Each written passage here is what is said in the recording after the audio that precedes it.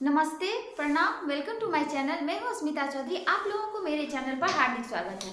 चलिए आज हम जानते हैं बैठ के किए जाने वाले योगासन, जिसका डे 2 है और जिसे कहते हैं इंग्लिश में सिटिंग योगा पोज। तो अभी मैं बताऊंगी मतलब कि इस योगा को करने से क्या क्या फायदे होते हैं, क्या नुकसान होते हैं, किन लोगों को ये करना चाहिए, साथ ही साथ किन लोगों को नहीं करना चाहिए। तो चलिए आप लोग भी मेरे साथ साथ करने की प्रैक्टिस करिए और इस योगा अभ्यास को आप लोग नित्य अगर अभ्यास करते हो तो आप लोगों को इजी हो जाएगा स्टेप बाय स्टेप सीखने में। और बिगनर जो होते हैं उनको पता नहीं चलता है जो कहाँ से शुरू करें। तो आप लोग पहले बैठ के किए जाने वाले कुछ ऐसे योगासन होते हैं जो कि बहुत ही यूजफुल होते हैं आपके लाइफ के लिए, लेकिन आप लोग को पता नहीं चलता इसका बेनिफिट क्या होता है। तो इसी के लिए मैं सोची जो मतलब आप लोगों को मैं स्टेप बाय स्टेप दिखा दूं बैठ के किए जाने वाले कौन कौन से योगासन होते हैं। तो चलिए सबसे पहले आसन करते हैं पद्मासन और अर्ध पद्मासन। कल मैं बताई थी सुखासन, इस बैठ के करने वाले सिंपल योगासन। तो पद्मासन किया जाता है कैसे वो, और किन लोगों को ये करना चाहिए और किन लोगों को नहीं करना चाहिए, इनके फायदे क्या हैं, नुकसान क्या है, ये भी मैं साथ साथ बता देती हूँ।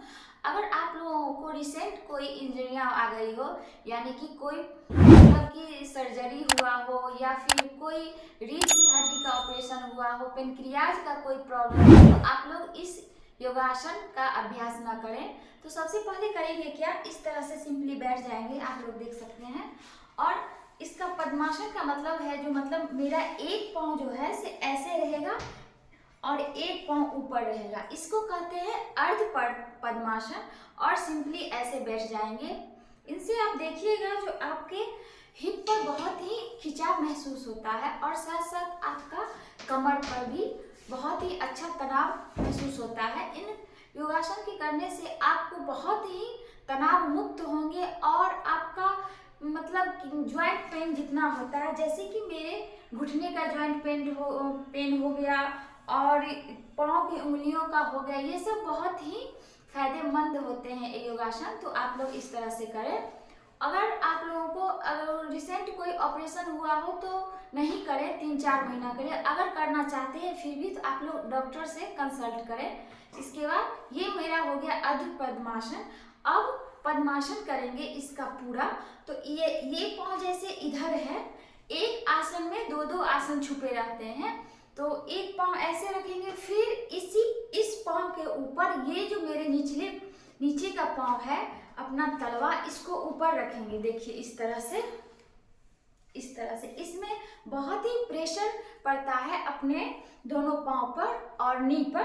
तो आप लोग इसका मतलब कोई तरह का दिक्कत हो, साइटिका का बहुत ज़्यादा प्रॉब्लम हो तो ना करें, पहले थोड़ा थोड़ा करके अभ्यास करें, उसके बाद इस सब का मतलब कि आप लोग कर सकते हैं तो बहुत ही फायदे रहेंगे। नहीं तो फायदे का बदला नुकसान हो जाएंगे। इस तरह से बैठेंगे, अपनी रीढ़ की हड्डियां को ऐसे सीधे रखेंगे और कमर को भी सीधा रखेंगे और लंबी श्वास भरेंगे और श्वास भरने के साथ अपने अंदर इनहेल करेंगे इस तरह से।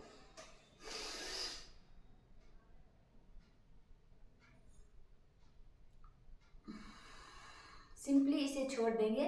इस अवस्था को आप लोग सोचेंगे जो कितनी देर तक करना है, कम से कम 3-4 बार ऐसे ही सांस भरेंगे और श्वास को छोड़ेंगे।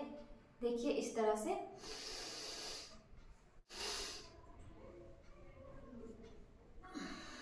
ऐसे छोड़ देंगे। चलिए तो इसके कुछ फायदे जान लेते हैं।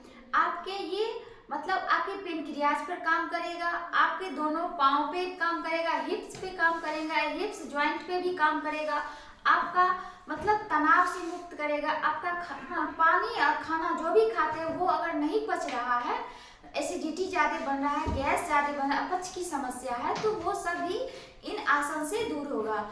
तो आप लोग इसका कम से कम 3-4 बार अभ्यास करें, 2 से 3 मिनट तक नित्य। तो आपको ये अभ्यास बहुत ही अच्छा रहेगा आगे चल के योगासन करने के लिए। चलिए अब मैं दूसरा योगासन बताती हूँ। हाँ, तो आप लोग 2 आसन अभी जान चुके हैं। अब थोड़ा 2 मिनट के लिए रिलैक्स करेंगे इस तरह से।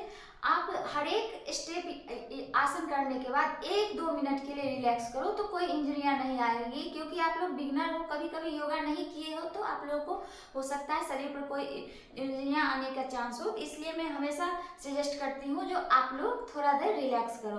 अब इसी से क्या करेंगे, बैठ के करने वाले योगासन अभी मैं 2 बताई।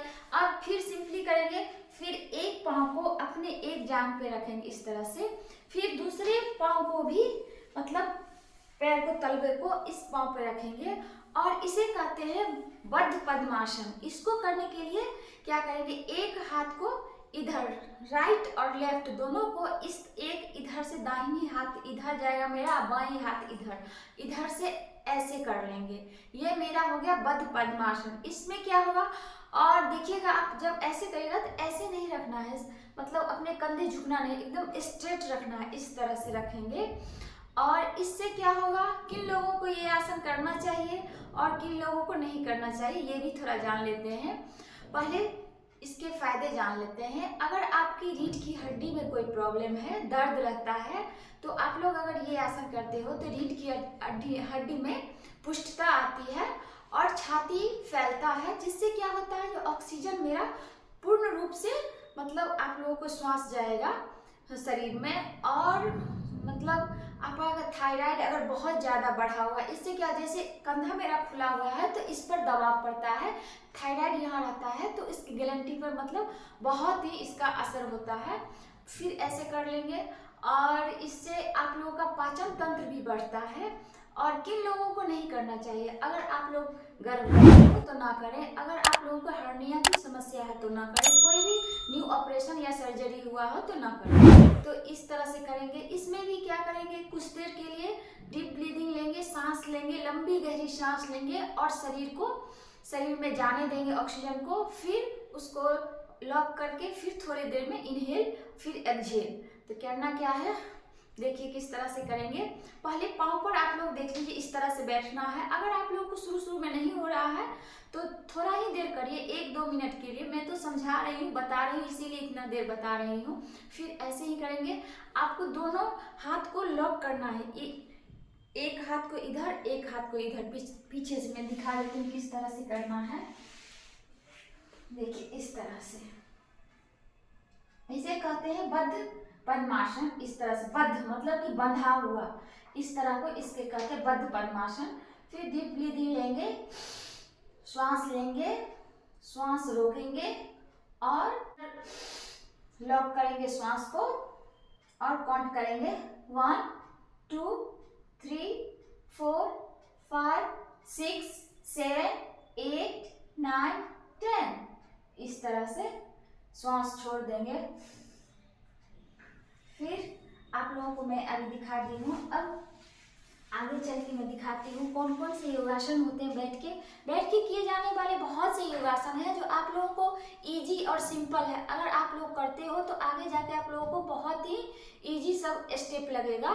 योगासन करने में कोई परेशानी नहीं होगी और इनके बहुत ही फायदे हैं। लोग सोचते रहते हैं कहाँ कूदूं, कहाँ जाऊँ, कहाँ घूमूं। तो अगर आप लोग बैठकर भी कुछ ऐसे योगासन होते हैं जिनसे करेंगे तो आप लोगों को बहुत ही मतलब सभी बीमारियों में काम आएगा। तो चलिए, मैं तीसरा हो गया, मैं शुरू करती हूँ चौथा योगासन, जिसका नाम है पश्चिमोत्तान आसन। तो इसके कौन कौन आदमी नहीं कर सकते हैं? अगर आप लोगों को न्यू सर्जरी हुआ हो, आप गर्भवती महिला हो, आपको हर्निया की प्रॉब्लम हो और पैनिक साइटिका का बीमारी हो, मतलब कि बहुत ज़्यादा थोड़ा भी मूवमेंट करते हैं तो बहुत ज़्यादा दर्द होता है, तो उसमें डॉक्टर सजेस्ट करते हैं जो आप लोग कोई भी शरीर पर ज़्यादा इंजरियाँ ना आए। अगर वो भी लोग करना चाहते हैं तो धीरे धीरे आराम से कर सकते हैं, लेकिन अचानक जाके इतना ये बहुत ही मतलब पेनफुल होता है योगासन। अगर आप लोग को कोई भी बीमारी नहीं है, आप लोग बिगनर हो, तो आप लोग करने की कोशिश करो। तो चलिए, मैं चौथा योगासन करके दिखाती हूँ, जिसका नाम है पश्चिमोत्तान आसन। इसके करने के लिए पहले दोनों पाँव ऐसे रखेंगे, जिससे दंड अवस्था में इस तरह से, और अपने हाथ के 2 उंगलियों से अंगूठे को पकड़ेंगे इस तरह से, और अपने कमर को झुकाएंगे इस तरह से। अपने जितना हो सकता है उतना झुकाइए। अगर हो रहा है तो अपने नोज को घुटने में टक करिए, नहीं हो रहा है जितना ही हो रहा है उतना करने की कोशिश करिए। तो सबसे पहले इसको पकड़ेंगे इस तरह से और नीचे आएंगे इस तरह से। इसमें बहुत ही डिफिकल्ट होता है, कमर पर बहुत ही प्रेशर आता है और जब नीचे जाएंगे तो श्वास भरेंगे और श्वास को लंबी श्वास लेंगे और श्वास को बाहर निकाल के फिर से कमर को झुकाएंगे। देखिए इस तरह से, और उसके बाद कुछ देर के लिए होल्ड करेंगे। 1 2 3 4 5 6 7 8 9 10। आराम से ऊपर उठ जाएंगे इस तरह से।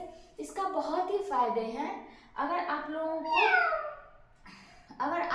को क्यों ऐसे कर रही है, अगर आप लोगों को पाचन तंत्र से कोई भी रिलेटिव समस्या है तो वो दूर होगा। अगर आपको पाँव में दर्द रहता है वो भी ठीक होगा। आपको अगर खाना इंडाइजेस्ट रहता है, खट्टी ढकार आते हैं, ये जब मेरा कमर झुकता है तो पेनक्रियाज पे असर आता है, इनसे ये बहुत ही लाभ प्रदान होता है। तो चलिए अब मैं चौथा इसका योगासन करके दिखाती हूँ। चौथा हो गया, अब मेरा 5वां होगा। इस तरह से इसका न्यू वर्जन नया कर सकते हैं इस तरह से। अगर जिन लोगों को ये नहीं हो रहा है उनके लिए मैं इजी बता देती हूँ, कुछ सिंपल। इस तरह से अपने एक पाँव को इस तरह से रख लेंगे और एक तरह से इसको पकड़ लेंगे और अब देखेंगे करके होता है कि नहीं। अगर हो रहा है तो करिए, पहले इसको करिए इस तरह से, देखिए झुकाएंगे और इसके कुछ फायदे जान लेते हैं। अगर आप लोगों को मधुमेह है जिसे डायबिटीज कहते हैं, अगर वो है तो वो भी इनसे कम होगा। गुर्दे की समस्या जो भी होगा वो भी कम होगा। और आप लोगों को अगर मासिक धर्म से कोई भी समस्या है तो वो भी इनसे दूर होगा। तो आप लोग इस अभ्यास का जरूर ही अभ्यास करें, प्रैक्टिस करें। फिर से एक बार करेंगे, श्वास भरेंगे और श्वास को छोड़ के फिर नीचे अपने नोज को अपने घुटने में टक करेंगे इस तरह से। 1 2 3 4 5 6 7 8 9 10। फिर यही इसी पोज में फिर से ये मेरा बायां पाँव था, अब मैं दाहिनी पाँव में करेंगे इस तरह से। देखिए इसको पकड़ेंगे इस तरह से, अपने दोनों हाथों को इंटरलॉक करेंगे और अपने पाँव को ऐसे पंजे को पकड़ेंगे और कमर को झुकाते हुए अपने नोज को इसमें टक करेंगे। देखिए इस तरह से 1 2 3 4 5 6 7 8 9 10। आराम से रिलैक्स होके बैठ जाएंगे। इस समय बहुत ही आप लोगों को प्रेशर लगता है, शरीर का ऊर्जा खपत होती है। तो आप लोगों को यही सब अगर धीरे धीरे करो तो ये कुछ योगासन अभी मैं बैठ के बताई हूँ, लाइट कट गई है तो आप लोग इसका जरूर अभ्यास करें बैठ के करने वाले। मैं नेक्स्ट वीडियो में डे 3 में बताऊंगी। आगे लाइट आ गई है तो चलिए मिलते हैं नेक्स्ट वीडियो के लिए। तब तक के लिए बाय, टेक केयर। योग करें, निरोग रहें, स्वस्थ रहें, खुश रहें। मिलते हैं नेक्स्ट वीडियो में। डे 3 का मैं दूसरे दिन वीडियो लेके आएंगी तो आप लोग जरूर उसका देखिएगा। बाय।